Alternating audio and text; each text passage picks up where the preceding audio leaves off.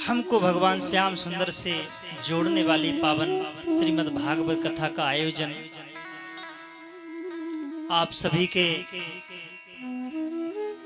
कर कमलों द्वारा सहयोग से हुआ है।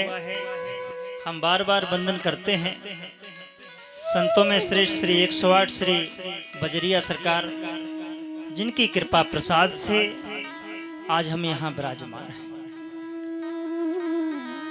बाहर से आए हुए सभी संतजन, सभी विप्रजन जो अपने पावन कर कमलों द्वारा, पवित्र वेद मंत्रों द्वारा महान यज्ञ को सफलता की ओर ले जाते हुए प्रारंभ कर चुके हैं। अनंत बलवंत श्री हनुमंत लाल महाराज जी की बड़ी कृपा। आज कुछ कहने जैसी बातें मुझे आ गई। ऐसी जल यात्रा भैया मैंने ना देखी। 7 किलोमीटर से माताएं चिलचिलाती धूप में इतने उत्साह से आवे कि मेरा तो दिल भर आया।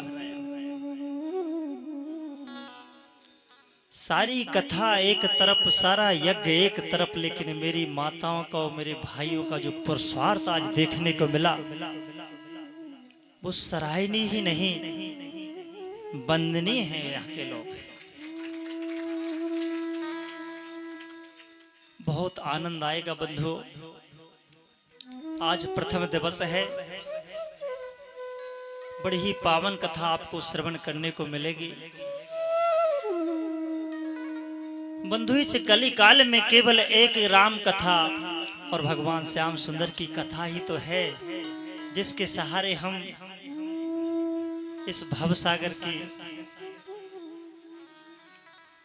गहराई जो है अपार है, इसमें गोता खा रहा है जीव। यही तो एक नाव है जिसके सहारे हम पार हो सकते हैं।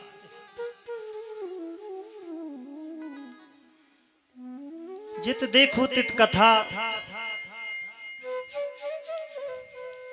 आपको लग रहा होगा कि ये जो कथा है आखिर ये क्या है कि जित देखो तित कथा। जहां देखो कथा, अगर शास्त्रों में देखो तो कथा, पुराणों में देखो तो कथा, शहरों में देखो तो कथा, तीर्थों में देखो तो कथा, और अब तो हमारी कथा गांव से निकल करके हमारे दिलों तक भी आने लगी है। पहले कोई कथा होती थी, सुनते भैया सप्ताह हो रहा है, चलो सप्ताह सुने आए। एक आध कथा होती थी, लोग दूर दूर तक सप्ताह सुनने जाते थे। अब तो भैया ऐसे मोबाइल चले कि कहीं जाना ही नहीं है। हाँ, ये देखो, ये न जाने हमारी कथा को कहां कहां तक भेज देंगे, कुछ नहीं लगना है। न जाने क्या सिस्टम चल गया इस कलिकाल कलयुग में।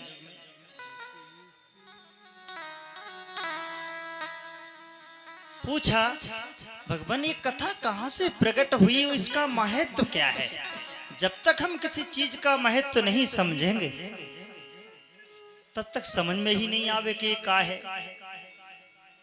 तो भगवान भूत भावन भोलेनाथ ने सबसे पहले ये कथा अपने हृदय में रची। हम आपको कथा की प्रारंभिक अवस्था बता रहे हैं। बताया है गोस्वामी जी ने लिखा, रचि महेश निज मानस राखा। रचि महेश निज मानस राखा। रचि महेश निज मानस राखा।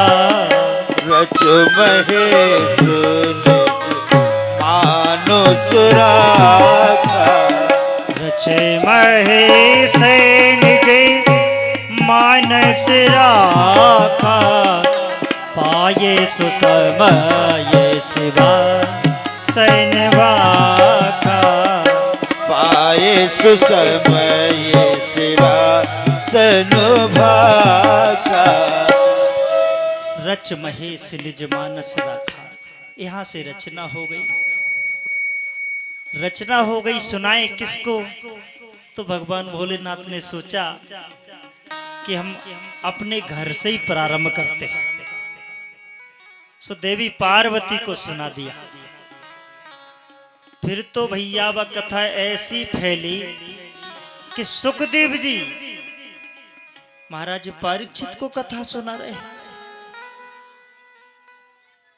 याज्ञवल्क्य जी महाराज भरद्वाज जी को कथा सुना रहे हैं। ये बातें तो मैं वो बता रहा हूं जो आपको मालूम है। और काकभूषण जी गरुड़ जी को कथा सुना रहे हैं। इधर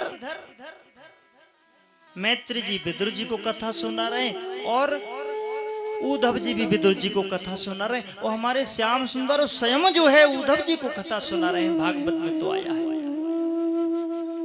सूत जी 88,000 ऋषि मुनियों को कथा सुना रहे हैं। तो सौनक जी सनकादि जी नारद जी को कथा सुना रहे हैं। जित देखो तित कथा, तीर्थों में कथा, हर जगह कथा हो रही है। पूछा गया कि आखिर ये कथा क्यों हो रही है, क्यों सुनाई जा रही है, इसका हमारे जीवन में महत्व क्या है? ये तो परिचय हुआ कि कथा कहां से चली और कहां कहां सुनाई जा रही, लेकिन क्यों सुनाई जा रही है?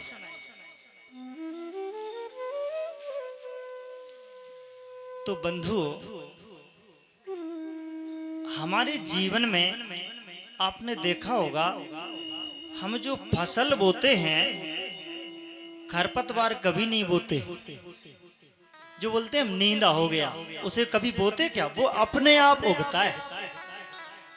और जो फसल हम बोते हैं उसको दाव जाता है। बस यही समझ लीजिए कि हमारे जीवन में हमने बहुत कुछ बोया, लेकिन जो बोया गया था वो नष्ट होने लगता है और जो नहीं बोया गया वो पैदा होने लगता है। तो ये कथा क्या करती है? उस कथा उस नींदा की निदाई करती है ताकि जो फसल बोई गई है उसकी रक्षा हो सके।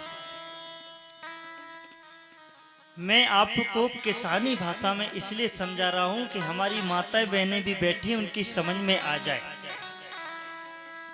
बंधुओं, किसान जिस प्रकार से निराई करके अपनी फसल की रक्षा करता है, अच्छी पैदावार लेता है, उसी प्रकार से हमारे अंतःकरण में बुराइयां पैदा हो जाती है और ये अपने आप होती हैं, ये नेचुरल है। जब अपने आप बुराई पैदा होवे तो उनकी निदाई करने के लिए कथा करवाई भी जावे। काम क्रोध लोभ मद मत्सर ये तो स्वाभाविक हैं, इन्हें हटाया नहीं जा सकता, सुलाया जा सकता है, लेकिन कुछ नई नई चीजें चली, ऐसी ऐसी चीजें चली कि मैं का बताऊं, जिनकी हमारे जीवन में बिल्कुल ही जरूरत नहीं है, लेकिन फिर भी चले। एक भैया से मैंने कहा, लाला तू ये गुटखा काय को खावे? बोला महाराज नींद आती है, ड्राइवरी करते हैं इसलिए खाते।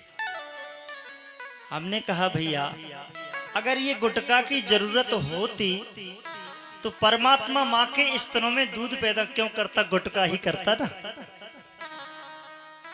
लेकिन जरूरत ही नहीं है, ऐसी चीजें हम लोग यूज कर रहे हैं। ऐसी ऐसी समाज में बहुत सी चीजें घुस गई हैं। बस इसकी निराई करने के लिए कथा माध्यम क्या है? भगवत कथा। अब बातें बहुत सी हैं, यहाँ पावन धाम है और यज्ञ भी चल रहा है, विप्रों का और संत का सानिध्य है। तो मैं कोशिश ये करूं कि मूल कथा सुनाऊं आपको, क्योंकि मूल कथा बहुत कम लोग सुना रहे हैं, यही बातें करके और नाच गान करके चले जाते हैं। ऐसा मुझे महसूस हुआ। मैं भी अपने मोबाइल से देखता रहता हूं, बहुत कथा हो रही है भैया।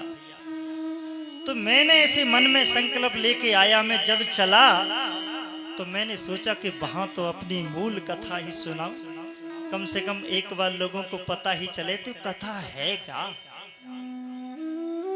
आज तो बहुत कथा है लेकिन समय नहीं है। अगर हम प्रतिदिन 7 घंटा कथा सुनावें तो भैया जो मेरी रचना है वो तो 1 महीना में पूरी ना हो पावे, लेकिन जो व्यास जी की रचना है वो 18,000 श्लोक हैं, वो तो 7 महीना में पूरी ना हो पावे। कुछ हम अपनी समस्याएं बता देते हैं आपके सामने। अब 7 महीना में जो कथा पूरी ना हो पावे, बाको भैया हम कम से कम समय में कैसे सुनावें?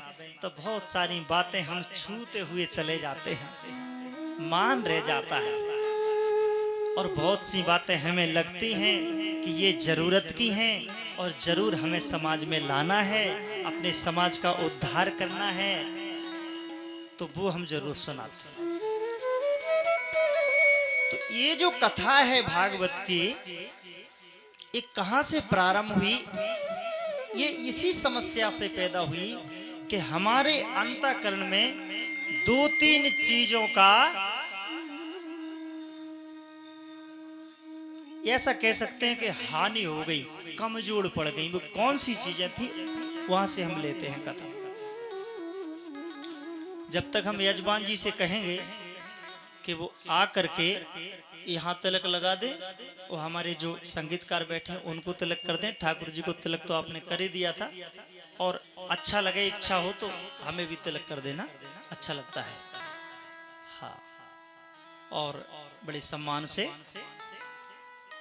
गोविंद राधे गोपाल राधे, गोविंद राधे गोपाल राधे, गोविंद राधे गोपाल राधे, गोविंद राधे गोपाल राधे, गोविंद राधे गोपाल राधे, गोविंद राधे गोपाल राधे। राधा रमण हरि गोविंद राधे, राधा रमण हरि गोविंद राधे, राधा रमण हरि गोविंद राधे।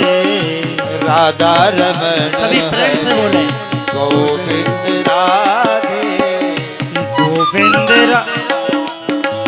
गोविंद राधे गोपाल राधे, गोविंद राधे गोपाल राधे, गोविंद राधे गोपाल राधे, गोविंद राधे गोपाल राधे।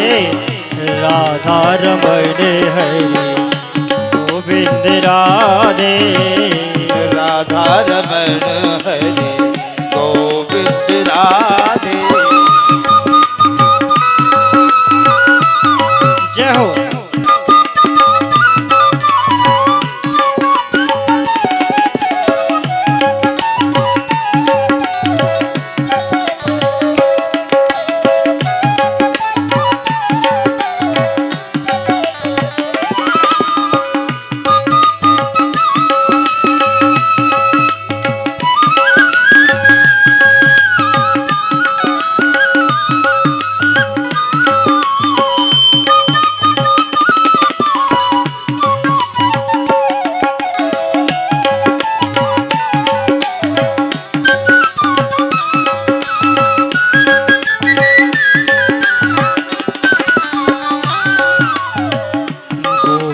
राधे गोपाल राधे, गोविंद राधे गोपाल राधे। बाके बिहारी लाल की जय हो। समय को देखते हुए आइए पावन कथा में प्रवेश करते हैं। कथा कहाँ से प्रारंभ होती है, गौर से अगर सुनेंगे तो हमारी कथा की यह विशेषता है कि सभी को याद हो जाएगी। हम आपको वो कथा सुनाएंगे कि मुझे लगता है कि सब कथा सुनाने लगेंगे एक दूसरे को, इतनी सरल कथा है हमारी। तो अवध निकट पावन विख्याता, नैमिषारण्य तीर्थ सुखदाता, परम सिद्ध थल पुण्य प्रताप, व्यापह नहीं माया कलिपाप। बंधु, अयोध्या और लखनऊ के निकट एक नैमिषारण्य नाम का तीर्थ है। वहां का इतना प्रभाव है कि इस कलयुग में भी वहां पाप नहीं व्यापता, वहां माया नहीं व्यापती। इतना पावन स्थल आपने जरूर सुना होगा, नैमिषारण्य। बंधु, क्या होता है, एक बार उसी नैमिषारण्य तीर्थ पर 88,000 ऋषियों का जमावेड़ा जुड़ा। अब 88,000 ऋषि वहां इकट्ठे हो गए। और उनका उद्देश्य क्या था इकट्ठा होना? कोई राजनीति करना नहीं, कोई चुनाव लड़ना नहीं। आज तो अगर कहीं इकट्ठे हो जाएं तो इसीलिए इकट्ठे होते हैं लोग, लेकिन नहीं, वहां केवल उनको कथा सुननी थी। बड़े शौकीन रहे हमारे ऋषि कथा के। और कथा भी क्या कि एक दूसरे को कथा सुना रहे, एक दूसरे को। भैया माइक न चलते थे तब। एक व्यक्ति कथा कहे, दूसरे को सुनाए, दूसरा व्यक्ति कथा कहे, आगे बढ़ा दे, दूर दूर तक कथा पहुंच जाए। उसी समय बड़ा अद्भुत क्या हुआ कि एक यंग महापुरुष का आगमन हुआ वहां, जिनका नाम था सूत जी। लोमहर्षण सूत जी बोलते इनको, उग्रसेवा सूत जी भी बोलते।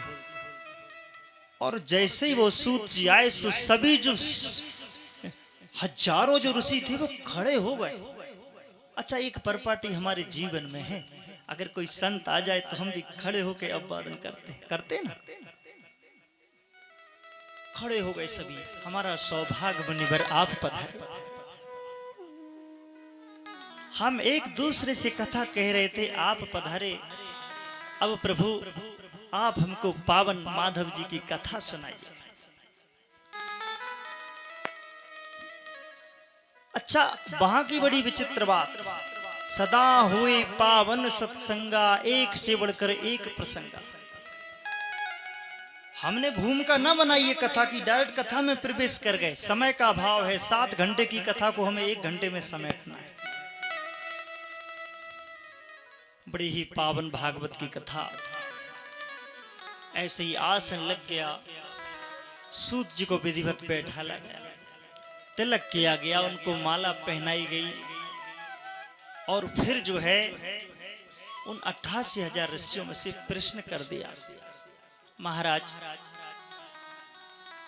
6 शास्त्र, 18 पुराण, गीता, महाभारत, रामायण, इसके अलावा भी बहुत से शास्त्र हैं, उपनिषद हैं, स्मृतियां हैं, लेकिन भगवान इसमें से जो श्रेष्ठ हो वह पावन सत्संग हमको सुना। मुझे लगता है यही प्रश्न आपका भी होना चाहिए कि इतना सारे शास्त्र भरे पड़े हैं, पता ही नहीं चलता किसमें क्या है। नारद पुराण पढ़ो तो नारद ही सब कछु, मत्स्य पुराण पढ़ो तो मत्स्य ही भगवान सब कछु, शिव पुराण पढ़ो तो सबसे बड़े शंकर जी गई हैं, विष्णु पुराण पढ़ो तो सबसे बड़े विष्णु भगवान हैं।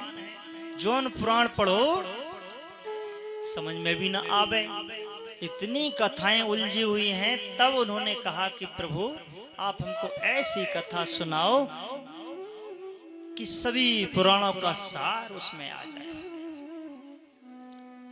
और उन्होंने बड़ी ही पावन कथा सुनाई। कहे सूत कलमल हरण, कृष्ण कथा सुखमूल, तीन लोक तिहु ताप हर, तीन काल अनुकूल। जब महिते गोलोक में जाब्राजे घनश्याम, कलयुग को भयो आगमन, सुछायो पाप तमाम। सूत से कहने लगे, है सोनकादि ऋषियों, भगवान श्याम सुंदर जब अपने धाम में पहुंचे उसी समय कलयुग का आगमन हुआ। तो वहां चारों ओर पाप की कारी अंधियारी रात छाने लगी।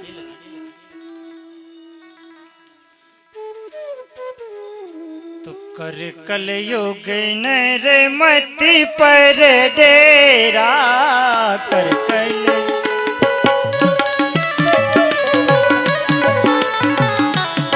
कलयुग नर मति पर डेरा, मानव मनि माया ने घेरा।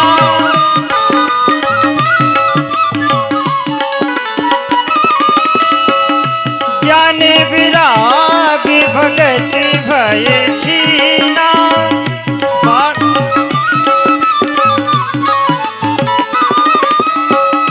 बाढ़हु कल्पित नियम नवीना, संकेत मैंने ईश्वरी विश्वासा हो।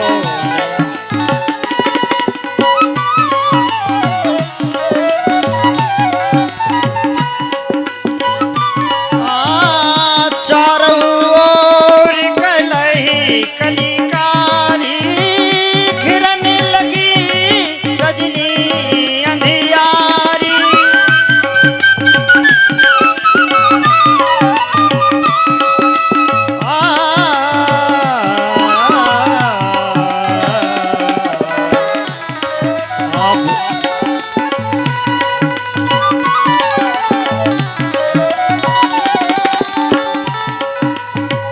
जैसी आज स्थिति है वैसी स्थिति एक समय कलयुग में बनी।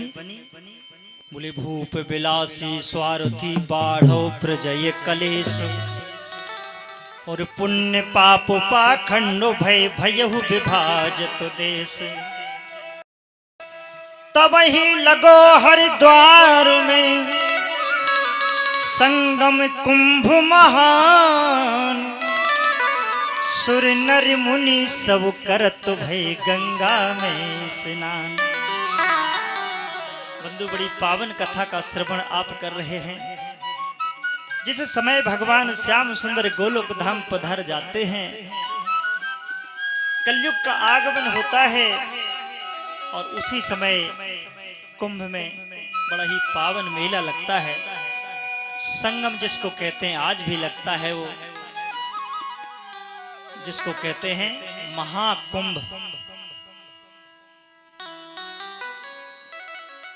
नारद मुनि ने सोचा कि मैं भी स्नान करके आऊं। कुंभ दर सहित गए हरिद्वार। स्नान किया नारद जी ने। स्नान करके जब लौटे तो उन्होंने संसार में बड़ा कष्ट देखा। बंधु, इतना कष्ट देखा कि जो मर्यादाएं थी वो छीड़ होने लगी, और घर घर में परिवार विघटन हो गया। भाई भाई लड़ने झगड़ने लगे। पुण्य कर्म सभी पाखंड बन गए। बड़े बेचैन होते हुए नारद जी और वृंदावन पधारे। वृंदावन में नारद जी ने क्या किया, आप चौपाई के माध्यम से सुने। कर जम नाम जैन हरि दर्शन,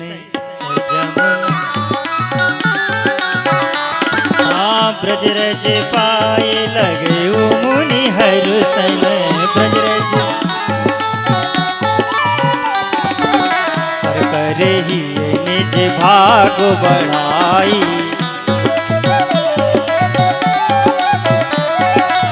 पुन पुने हृदय बंदे दुराई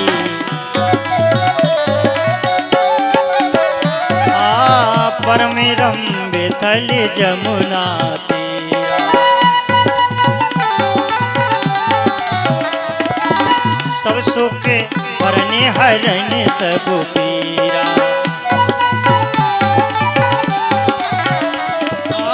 जमुना तीर तब ही मुनि ज्ञानी जमुना सुनहो करुण रच नरस बानी सुनहो रुदन दिए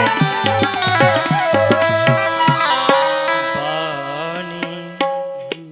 नारद जी ने क्या देखा? जमुना जी में स्नान किया। स्नान करने के बाद एक बड़ी अद्भुत बात नारद जी ने देखी कि कोई माता बहन की रोने की आवाज आई नारद जी को।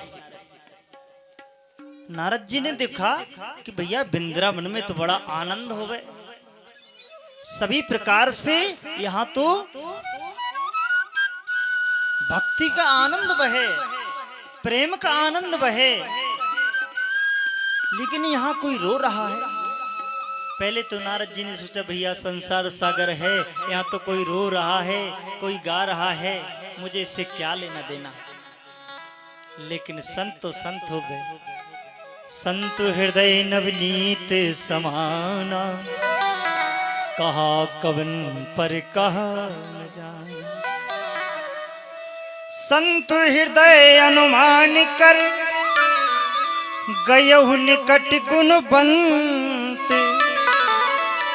देखी एक युवती नबल विकट जरठ जुग संत। नारद जी ने जाकर के देखा एक मैया युवती सुंदर जो है 16 वर्ष की, और एक नारी वहां विराजित, लेकिन उन्हीं के बगल में दो बुजुर्ग जिनकी कोई अवस्था रही होगी 55-60 की, और वो दोनों अस्वस्थ अवस्था में पड़े हैं, पड़े पड़े कूल रहे हैं, कराह रहे हैं। नारद जी ने बड़ी अद्भुत बात देखी। भाई वृंदावन जैसे क्षेत्र में, परम धाम में, परम तीर्थ में जो भगवान का हृदय कहा गया है, यहाँ पर कोई कराह रहे हैं, रो रहे हैं। नारद जी की आंखों में आंसू आ गए, हृदय भर आया। नारद जी ने जाकर के पास में पूछा, तिये सेवित तुम कवन हो, ओ कवन ये द्रजे बेचैन, कही कारण यति विकल तुम, सुधरो धीर कहो बैन। हे देवी आप कौन हो? और ये दोनों जो बुजुर्ग लेटे हुए हैं, इनको क्या कष्ट है?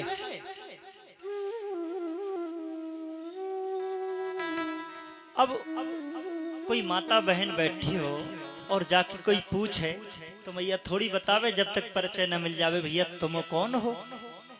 नारद जी के मन में आया मुझे अपना परिचय दे देना चाहिए। नारद जी ने परिचय दिया, मैं नारद जानो हरिदासा, कछु सहाय कर देव दिलासा। हे देवी मैं श्रीहरि का दास नारद हूँ, मैं कुछ आपकी सहायता करना चाहता हूँ। बंधु बस यही बात की कमी हमारी समाज में आज आ गई है। कोई मैया रो रही है, बेकल है, हम उसको छोड़ के चले जाते हैं। लेकिन नारद जी पास में पहुंच पूछा, कौन हो देवी? मैं श्री हरिदास नारद हूं। नारद जी के जब वचन सुने, बड़ी सुंदर बात, वो देवी ने अपना परिचय दिया। क्या परिचय दिया? कि माना हो मोहे भगति अनुरागी।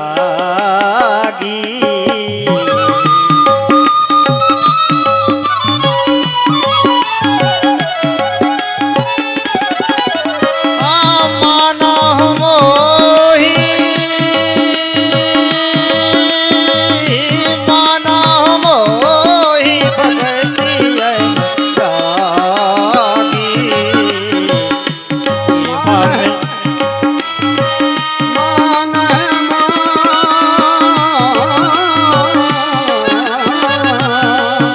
जय हो।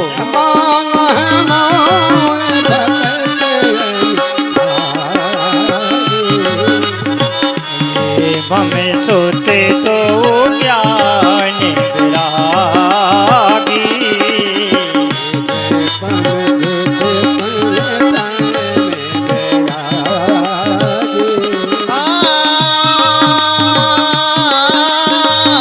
में अनुचरी नदी सब प्यारी।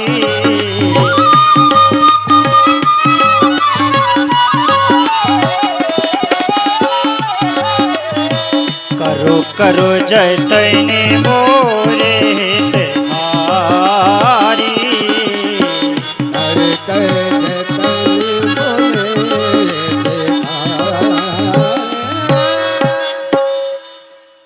हे देवऋषि नारद, आप आए मुझको अच्छा लगो। ये दोनों मेरे पुत्र हैं, इनका नाम ज्ञान वैराग्य है। और ये जो बहुत सी सहेलियां यहाँ बैठी हुई हैं, बहुत प्रकार की नदियां हैं। नारद जी ने कहा, देवी तुम कौन हो, अपना परिचय दो। जाना मोहि भगत अनुरागी।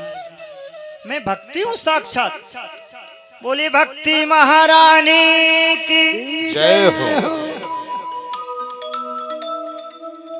भक्ति का आगमन हमारे हृदय में हो जावे, हमारा जीवन सफल हो जावे। नारद जी ने कहा, वो तो ठीक है, परंतु ये बात मोरी समझ में ना आवे कि तुम्हारे पुत्र 60 साल की, तुम 16 साल की, ये मेरी समझ में ना आए। अब ब्रज की भाषा है ना, ब्रज में बोले नारद।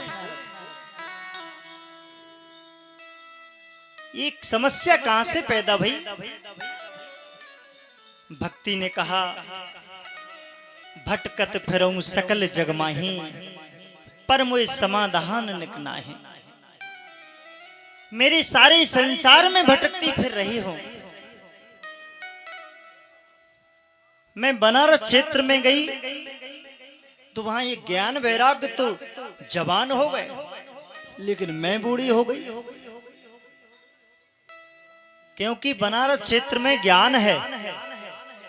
और जब मैं हरिद्वार ऋषि के क्षेत्र में गई तो वहां वैराग्य जवान हो गया। और भैया जब मैं वृंदावन में आई तो मैं तो बूढ़ी थी, मैं तो जवान हो गई, लेकिन मेरे दोनों जो पुत्र हैं वो बूढ़े हो गए। अब भैया जरा सोचो, 16 वर्ष की माँ हो गए और 60 साल के पुत्र हो गए, कैसे लगे? मैया रोने लगे। हे देवऋषि नारद, आप तो हर जगह घूमते हैं, आपको तो हर प्रकार का ज्ञान है, आप तो त्रिकालदर्शी हैं, आप तो बेरोक तो किसी भी धाम में जाते हो। कोई ऐसा उपाय बताओ ना कि मेरे ये दोनों पुत्र जवान हो जाएं। भक्ति के यश सुन वचन नारद कही समझाए, और यही कारण तब ह्रास भयो, सो कारण दऊ सुनाए। हे देवी, ये ज्ञान और वैराग्य का जिस कारण से ये हाल हुआ है मैं आपको बताता हूं। और बंधु, बिल्कुल आपकी कथा है, यही हाल यहां हो गया। ज्ञान वैराग्य कहीं नहीं मिल रहा है ढूंढने। ये बंधु कोई बाहर की कथा ना है, ये सब हमारे अंतःकरण की कथा है। हमारे अंतःकरण में ज्ञान और वैराग्य की कमी आ गई है। कभी जब लिखता है तो वो इस प्रकार से लिखता है कि वो बूढ़े हो गए हैं, कमजोर हो गए हैं, बीमार पड़ गए हैं। और यही हाल है। बताया ये हाल हुआ क्यों? तो लगातार मैं 4-5 चौपाइयां गाऊं, फिर उनका अर्थ करूं, आधी आधी चौपाई में समय जावे। तो कैसे जो है, कल से हम श्लोक ही श्लोक बोलें, आज से हम चौपाई इसलिए बोल रहे हैं कि ये जो प्रसंग है तुम्हारी समझ में आ जाए। हम श्लोक ही श्लोक बोलते जाएं, तुम्हारे सिर के ऊपर से निकल जाए, कछु पता ही ना चले क्या कह रहे महाराज। तो ये हिंदी में रामचरितमानस की तरह ये महाकाव्य लिखा गया। इसका परिचय मैं दूंगा कभी, अभी तो आप सुने। नारद जी ने बताया, देवी जिस कारण से ये नुकसान हुआ है, मैं कुछ प्रयास करूं।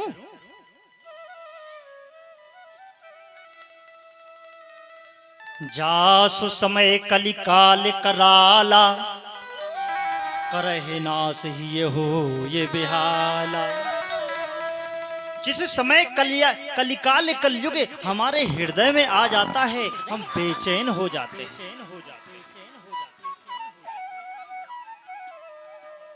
पाय द्रवते हो पाप प्रवृत्ति होए नर नारी, वेद विमुख कल्पित आचारी।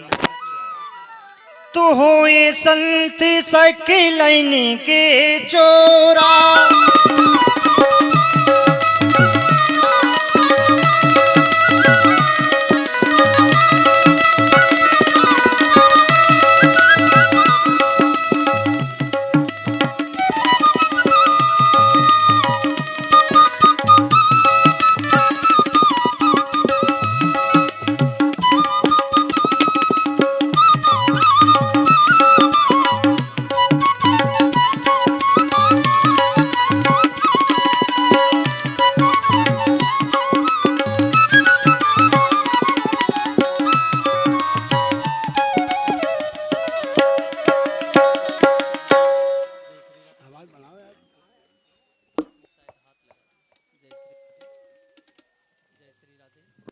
श्री राधे।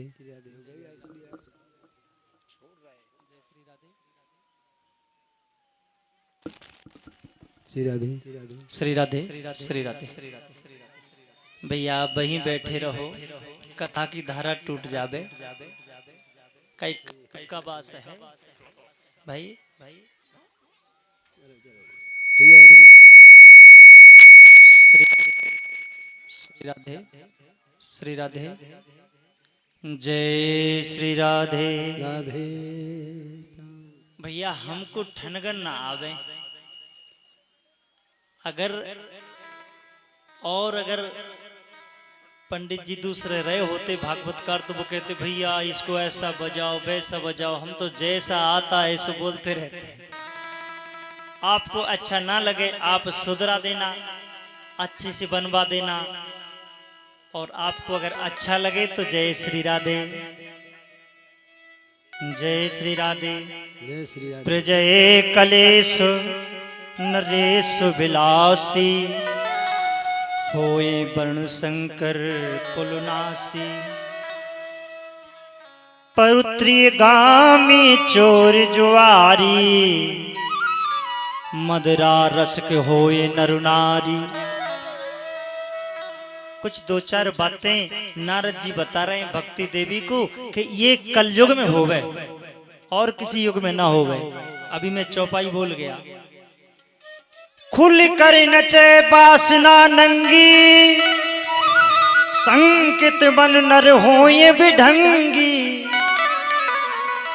ये चौपाई जब चरतार्थ होती है, जब विवाह में डीजे बजता है और बाराती नाचते हैं। ये चौपाई जब चलता होती है। नहीं सत धर्म यज्ञ तपदाना, बिरलऊ करें सहित अभिमाना। कलयुग में बताया है कि ना ही तो इसमें तप है, ना दान है, ना धर्म है। अगर कोई थोड़ा सा दे दे तो अभिमान के साथ देवे कि मैंने भागवत जी पे 500 रुपए चढ़ा दिए, तो 2-3 दिन तक याद करे कि मैंने चढ़ाए थे उसकी। अगर 500 रुपए चढ़ा दे तो कम से कम 50 जगह चर्चा जरूर करे। लिखा है इसमें। नहीं नहीं तप धर्म वेद तप दाना बिरलू करें सहित अभिमान। हे देवी, इस कलयुग के आगमन के कारण ये जो ज्ञान वैराग्य है ना, ये अस्वस्थ हो गए हैं। तो पूछा देवी ने कि नारद जी कुछ तो रहे, ये धरातल किससे टिके? तो बताया प्रेम रहे, बोले नहीं रहे। बोले धर्म रहे, बोले नहीं रहे। पूजा रहे, बोले नहीं रहे। फिर बोले दान रहे, बोले नहीं रहे। तो बचे का इनका हाल क्या होगा? तो सुने आप एक एक बात। प्रेम बने जग बासुना, बने धर्म पाखंड, और पूजा याडंबर बने बनो है दानो घमंड। खेल खाने खोना धर्म और काम रहे जगतीन। सत्य धर्म ईमान से हो ये मनुज मनुहीन। ये स्थिति होने वाली है संसार में, इसलिए देवी एक हाल हुआ है। मात पिता की करहि न सेवा, पूजय विविध काल्पनिक देवा।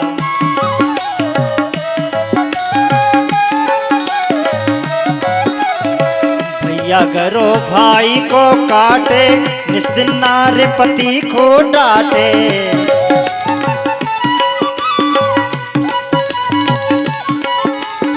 साधु भेष धरे साधु भेष धरे जग डाकू, मुख में राम बगल में चाकू।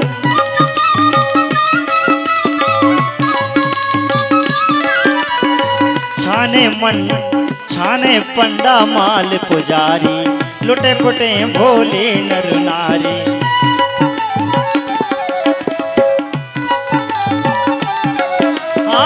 बनो है संत समागम मेला, गुरु किला खिला के होए चेला।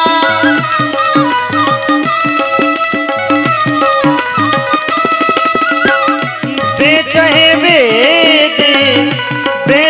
वेद बढ़ावे हैं शाखा।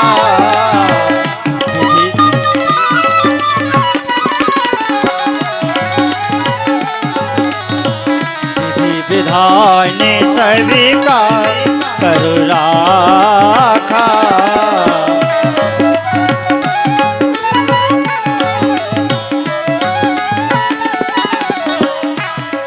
बेचहे वेद बढ़ावे शाखा, विधि विधान सबका कर रखा। संसार में कुछ ऐसे काम होवे जो केवल आजकल देखने मिल रहे हैं। मैं एक एक शब्द आपको इसलिए समझा रहा हूं कि ये घर घर में तुम्हें देखने मिल रहा है। यही कलयुग का आगमन है। अब आप सोचे कि हमारे हृदय में ज्ञान आ जाए, हमारे बच्चों में ज्ञान आ जाए, हमारे परिवार में ज्ञान आ जाए, ज्ञान वैराग तो बीमार पड़े हैं। भक्ति का हाल क्या है? केवल जहां पावन धाम है, जहां कीर्तन हो रहा है, जहां श्री राधे कृष्ण का उच्चारण हुआ है, वृंदावन में भक्ति स्वस्थ है, लेकिन इधर भक्ति आकर के फिर बीमार पड़ जाती है। क्यों पड़ जाती है? कि भक्ति प्रदर्शनमय बन गई। जहां प्रदर्शनमय दिखावट, आत्म सजावट है नहीं। आत्म सजावट है वहां कुछ भी दिखावट है नहीं। संसार में केवल दिखावटीपन छा गया। लोग अपने विवाह शादी में तो दिखावट, अपने किसी भी फंक्शन में तो दिखावट, राजनीति में तो दिखावट, भागवत में तो दिखावट, यज्ञ में तो दिखावट, पंडिताई में तो दिखावट। जित देखो तित दिखावट। और जहां दिखावट है वहां आत्म सजावट नहीं है। इस प्रकार से बहुत सी बातें नारद जी ने भक्ति को बताई। देवी, कलयुग छा गया है, इस कारण से ये स्थिति है मानवीय मन भ्रमित हो गया है। कोई सही रास्ता बताने वाला नहीं है। हम कैसे हमारे हृदय में भक्ति आए, कैसे ज्ञान आए, वैराग्य आए, कैसे संसारिक जो वासना दूर हो, काम क्रोध लोभ मोह में फंसा है जीव। घर गृहस्थी खेती किसानी रीति रिवाज शादी ब्याह कर्ज मर्ज जन्म मृत्यु के चक्कर में हम दिन रात घूमते रहते हैं, दौड़े लगाते रहते हैं, वास्तविकता से वंचित हो गए हैं। कुछ ऐसा उपाय बताओ जिससे मेरे पुत्र स्वस्थ हो जाए। अब नारद जी ने कहा क्या करूं, तो नारद जी ने क्या किया, बहुत सारे अनुष्ठान करें।